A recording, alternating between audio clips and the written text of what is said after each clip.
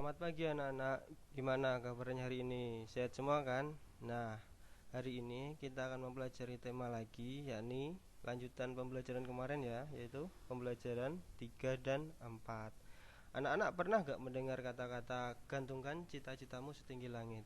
Pasti pernah kan? Nah, maksudnya kalimat itu apa anak-anak? Ya, maksudnya yaitu kita harus berusaha sekuat tenaga mencapai cita-cita. Jadi kita itu harus semangat ya anak-anak, nggak boleh gampang menyerah. Nah, di sini ada dua orang dua anak yang sedang bercakap-cakap ya. Benny, apa itu yang kamu bawa? Kemudian Benny menjawab, ini Made, aku mau menunjukkan artikel menarik dalam koran ini. Kemudian Made lagi bertanya, artikel tentang apa Benny? Kemudian Benny menjawab, tentang Irvanto, seorang pengusaha peternak ayam sukses. Nah, jadi Benny mau menunjukkan tentang apa? Artikel pengusaha peternak ayam sukses. Nah, anak-anak sudah tahu apa itu peternak? Nah, kita pelajari ya. Nah, kegiatan beternak. Kegiatan beternak itu seperti apa contohnya anak-anak? Nah, ini ada gambar orang beternak ayam. Terus ini ada gambar orang beternak sapi. Ini contohnya juga ada gambar orang beternak kambing. Nah, selanjutnya ini ada contoh gambar lagi ya ini. Kira-kira ada 4 gambar ini. Ini kira-kira nanti beternak apa aja anak-anak? Nah, yang pertama itu gambar beternak ayam. Terus yang kedua beternak sapi. Yang ketiga beternak bebek. Kemudian yang keempat beternak kambing. Nah, jadi anak-anak, jika anak-anak ingin beternak, anak-anak juga perlu anak-anak juga membutuhkan keahlian dalam beternak. Keahlian beternak itu apa aja sih? Nah, di sini anak-anak bisa lihat ya, ada 4 keahlian. Yang pertama, membuat kandang ternak sesuai kebutuhan hewan ternak. Jadi sebelum anak-anak beternak harus membuat kandang ternak dahulu ya anak-anak ya. Kemudian yang kedua, menjaga kebersihan hewan ternak. Anak-anak juga harus menjaga kebersihan hewannya. Terus yang ketiga, memperhatikan asupan makan dan minum hewan ternak. Yang keempat, menjaga kebersihan kandang hewan. Jadi kalau anak-anak mau beternak, anak-anak harus memperhatikan 4 keahlian itu ya. Nah, selanjutnya ini tadi artikel yang ingin diberitahukan Benny kepada Made. Ini ada Nirvanto, masih pelajar sudah jadi pengusaha ternak ayam sukses. Nah, ini nanti dibaca anak-anak ya. Ini ada di buku LKS tema kalian, nanti dibaca. Nah, setelah itu anak-anak jawab pertanyaan ini. Siapakah Muhammad Nirvanto? Terus yang kedua, usaha apakah yang ia jalani? Terus kemudian sampai yang kelima itu ya. Nah, setelah menjawab itu, anak-anak coba amati di lingkungannya. Ada hewan yang diternak masyarakat sekitar enggak? Nanti keahlian apa yang dibutuhkan agar menghasilkan hewan ternak yang berkualitas? Tadi ya yang Bapak sebutkan 4 tadi. Terus manfaat dari hewan ternak itu apa? Nah, jadi anak-anak setelah menjawab pertanyaan ini kemudian menceritakan tentang hewan yang di sekitar masyarakat rumahnya. Ditulis di buku tugas. Nah, selain kegiatan beternak, di Indonesia ini juga banyak orang yang melakukan kegiatan apa ini contoh anak nih. Ini gambar petani yang mencakul di sawah. Ini ada gambar orang yang menanam buah-buahan, sayur-sayuran ya ini anak-anak. Nah, ini ada orang yang menanam apa ini? Sayur-sayuran kalau ini kelihatannya anak-anak. Nah, contoh gambar-gambar ini adalah contoh dari kegiatan bertani. Jadi, selain kegiatan berternak juga masyarakat kita melakukan kegiatan bertani. Nah, ini ada gambar contoh hasil-hasil bertani. Ada mangga, apel, brokoli, wortel, kembang kol, stroberi ya. Nah, kira-kira buah-buah ini kan bisa tumbuh di mana aja anak-anak? Apakah di semua tempat bisa tumbuh? Enggak ya anak-anak ya. Jadi setiap buah maupun sayur itu mempunyai tempat untuk tumbuh masing-masing ya. Yang pertama ini ada gambar dataran tinggi. Dataran tinggi itu seperti di daerah pegunungan gitu ya anak-anak. Dataran tinggi itu daerah pegunungan. Seperti kalau di dekat sini yang ya di Magetan, terus Malang gitu ya. Itu namanya dataran tinggi. Selain itu ada juga yang namanya dataran rendah. Nah, dataran rendah itu sama seperti daerah kita ini anak-anak yang daerah kota-kota, daerah desa-desa yang enggak naik turun, itu namanya dataran rendah. Nah, kita lihat ya, yang pertama ada gambar mangga. Mangga ini tumbuhnya di dataran rendah. Ya, ini berarti cocok untuk ditanam di rumah kita ya, mangga ini berarti ya. Terus kemudian yang kedua apel. Apel itu dataran tinggi. Kemudian brokoli juga dataran tinggi. Wortel, kembang kol juga dataran tinggi. Terus terakhir stroberi, kira-kira mana anak-anak? Dataran rendah atau dataran tinggi? Ayo, apa? Iya, dataran tinggi. Jadi seperti apel, brokoli, wortel, kembang kol, stroberi itu hanya bisa hidup di dataran tinggi. Nah, anak-anak sudah paham kan mana tuh apa buah-buahan dan sayur-sayuran yang bisa tumbuh di dataran tinggi dan dataran rendah. Nah, ada tugas untuk anak-anak.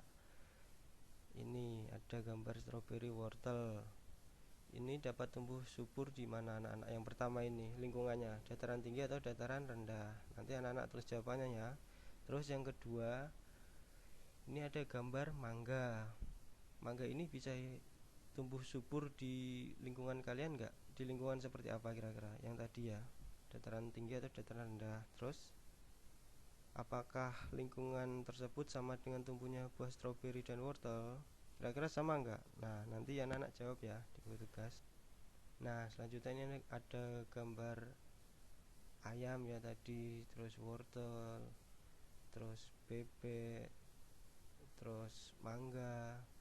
Nah, dari semua semua gambar itu merupakan sumber daya alam. Jadi sumber daya alam adalah segala sesuatu yang bersumber dari alam yang dapat dimanfaatkan untuk memenuhi kebutuhan dan keberlangsungan hidup manusia. Jadi segala sesuatu yang berasal dari alam dimanfaat memenuhi kebutuhan dan keberlangsungan hidup manusia. Jadi ada gambar ayam, wortel, bebek, mangga, itu semua bersumber dari alam dimanfaatkan ya.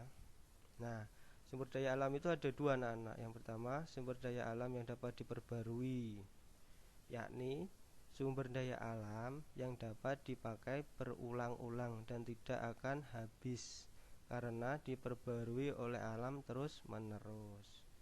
Jadi ini tidak akan habis ya anak-anak. Yang sumber daya alam dapat diperbarui ini dapat dipakai berulang-ulang dan tidak akan habis. Nah, contohnya yaitu seperti tadi, kegiatan beternak, bertani. Nah, selain itu ada juga contoh lain seperti tanah, air, udara. Itu juga termasuk sumber daya alam yang dapat diperbarui. Nah, yang kedua, sumber daya alam yang tidak dapat diperbarui. Nah, maksudnya apa Pak itu Pak? Nah, maksudnya sumber daya alamnya jumlahnya terbatas. Jadi kalau anak-anak pakai terus-menerus nanti akan habis. Contohnya itu seperti batu bara, logam, minyak bumi. Nah, sudah paham kan anak-anak sumber daya alam yang dapat diperbarui dan tidak diperbarui? Nah, sekarang ini ada tugas untuk anak-anak kerjakan nih nanti. Ada 5 nomor ini. Nah, di sini Bapak juga punya puisi ya anak-anak ya. Karena daerah kita yang indah, Bapak punya puisi Desaku yang Permai. Nah, yang dinamakan bait itu berarti ini ya anak-anak, baris 1 2 3 4 ini bait pertama, terus ini bait kedua, bait ketiga, bait keempat. Nah, ini untuk mencari rima ya anak-anak. Sawah terlihat mulai kuning. Kemarin ya anak-anak, pembelajaran kemarin berarti huruf baris terakhirnya itu a i u e o nya apa itu? Ini i. Terus mentari juga i, seirama a. Para petani siap bekerja a. Nah, kemarin kan anak-anak sudah mengetahui jenis rima ya, a, yang baris terakhirnya itu bunyi vokal itu ya. Nah, sekarang Bapak jelaskan jenis-jenis rima. Rima itu ada 5 silang, yaitu A B A B, rima terus yaitu A A A A, rima pasang A A B B, rima patah A A A B atau A B A A atau A A B A, rima blok A B B A. Nah, contohnya seperti ini ya. Nah, itu ada contohnya. Laut luas membiru, tempat bersauh, itu bunyi vokalnya u, terus bawahnya juga u. Terus selanjutnya a a, berarti itu u u a a. U u a a berarti yang mana nana? Iya, yang rima pasang. Itu berarti bisa nama lain rimanya berarti a a b b. Kemudian yang bawahnya anak-anak rima terus, itu ada a a a a. Meski berbeda namun mereka tak terpisah, itu a. Meski berbeda namun mereka suku indah, itu a. Terus bawahnya ya, itu namanya rima terus. Kemudian ini yang bawahnya yang rima silang, itu contohnya berbagai suku ras dan agama a. Bersatu padu membangun negeri i. Wujud Bhinneka Tunggal Ika itu a. Sebagai tanda khusus kepada ilahi i, berarti ai ai. Rima silang berarti ini kalau ditulisnya berarti AB AB. Nah, ini contoh rima patah. Rima patah itu berarti ini A terus U. Berarti atau kalau berarti A B. Nah, selanjutnya anak-anak disuruh mengerjakan soal ini ya. Nah, ini Desaku yang Permai ini judul puisinya itu apa anak-anak? Nanti anak-anak tulis jawabannya, terus jumlah baitnya ada berapa, terus jumlah baris tiap baitnya ada berapa. Nah, sebutkan rima puisi tersebut. Nah, rimanya apa aja itu anak-anak. Jadi menyebutkan rimanya nanti tiap bait ya anak-anak itu. Terus isinya tentang apa. Nah, tadi kan menjelaskan tentang, nah ini ada Bapak ada puisi lagi, Indonesia Negeri Tercinta. Nah, ini bait pertama, bait kedua, ketiga, keempat, kelima, keenam. Nah, tugas anak-anak juga menyebutkan makna setiap bait puisi. Nah, yang pertama itu ya, negeriku Indonesia, tanah kelahiran yang kucinta, tempatku dibesarkan, berkumpul bersama handai taula. Nah, maknanya itu apa anak-anak? Nah, anak-anak sudah tahu makna puisi itu. Nah, makna itu adalah maksud atau isi yang terkandung di dalam puisi. Jadi bait pertama itu maksud atau isinya yang terkandung dalam puisi itu apa anak-anak? Iya, maksudnya itu ini adalah Indonesia adalah tanah kelahiran, tempat dibesarkan, dan tempat berkumpul di mana semua adalah teman. Nah, terus tugas anak-anak nanti melanjutkan bait ke-2 sampai ke-6. Itu maknanya apa anak-anak? Anak-anak baca dulu setiap baitnya, terus anak-anak pahami ya maksud yang ingin disampaikan pengarang puisinya itu apa, maksud atau isi yang terkandung dalam setiap baitnya itu. Nah, selain itu ini ada gambar, apa ini, orang memakai pakaian adat ya, ini ada bermacam-macam. Nah, kita baca rinciannya ya. Negara Indonesia terletak di titik persilangan antara berbagai bangsa, menyebabkan beragamnya ras yang ada di Indonesia. Ras berkaitan dengan ciri fisik atau ciri tubuh. Setiap suku di Indonesia mempunyai ciri fisik yang berbeda. Contohnya masyarakat yang tinggal di Pulau Papua dan di Pulau Aru. Keragaman orang-orang yang ada di sekitar saya sangat beragam karena berasal dari suku yang berbeda. Kemudian keragaman tersebut berupa warna kulit dan perawakan. Kemudian dibaca ya anak-anak ya, ini yang bawahnya ini. Nah, terus ini ada sebuah percakapan. Apakah manfaat mengetahui keragaman ras dan ciri fisik suku-suku yang ada di Indonesia? Terus ini manfaatnya yaitu dengan mengetahui ras, kita lebih mengenal dan menghargai keberagaman yang ada di Indonesia. Terus ada tanya lagi, apakah manfaat mengetahui keragaman ras dan ciri fisik masyarakat di sekitar kita? Kira-kira apa jawabannya, anak-anak? Nah, manfaatnya yaitu agar dapat bergaul dengan masyarakat di sekitar kita dengan baik. Nah, ini selanjutnya coba ini dikerjakan di buku tulis kalian nomor 1 sampai 5 ya. Nah, ada banyak jenis kegiatan yang dapat kamu lakukan. Semuanya memiliki manfaat untuk mencapai cita-cita. Oleh karenanya, kamu harus terus berusaha mengatasi kesulitan-kesulitan dalam melakukan kegiatan bermanfaat tersebut. Nah, jadi anak-anak pasti pernah kan mengalami suatu hal yang dinamakan kegagalan. Iya, semua orang pasti pernah mengalami kegagalan. Nah, jadi anak-anak kalau sedang mengalami kegagalan, anak nggak boleh putus asa ya anak. Anak-anak harus bangkit lagi.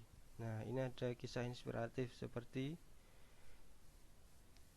yang dilakukan oleh Kolonel Sander, pendiri KFC, dan Bob Sadino. Dua inspirator ini mengalami kegagalan berkali-kali, tapi mereka semangat terus ya anak-anak, berusaha lagi dan tidak mudah menyerah. Nah, ini nanti anak-anak baca, terus ini ada soalnya ini. Ini sama seperti di buku LKS tema ya. Ini Bapak rangkum.